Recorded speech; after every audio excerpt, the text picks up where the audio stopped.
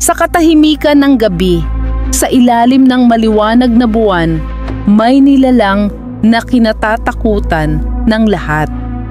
Isang halimaw na nagmumulto sa Visayas, gumagala tuwing hating gabi upang humanap ng biktima. Siya ang manananggal. Kapag sumapit ang hating gabi, nagsisimula ang kanyang nakapangingilabot na pagbabago. Sa isang malakas na tunog, humihiwalay ang kanyang katawan mula baywang pababa. Sa kanyang likod, bumubuka ang malalaking pakpak na parang paniki.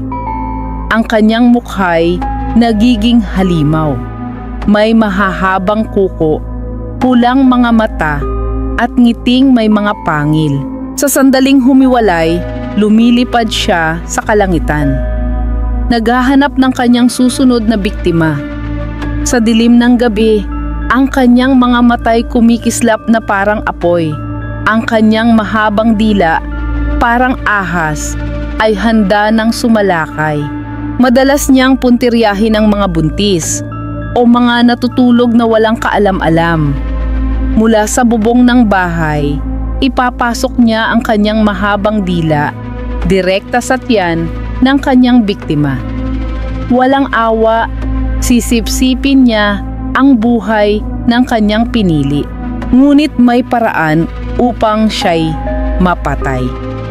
Kailangang hanapin ang iniwang kalahati ng kanyang katawan. Kapag nilagyan ng asin, bawang o abo, hindi na siya muling makakabalik dito. At kapag sumikat ang araw, siya'y matutunaw at mawawala. Hanggang ngayon, kinukwento pa rin ng matatanda ang alamat ng manananggal bilang babala at paalala. Kaya kapag ang gabi tila masyadong tahimik at may naririnig kang kakaibang pag-aspas ng pakpak, tanungin mo ang sarili mo, hangin lang ba iyon o baka siya na ang manananggal? Kung nagustuhan mo ang kwentong ito, huwag kalimutang i-like, share at mag-subscribe para sa iba pang alamat at kwentong bayan ng Pilipinas.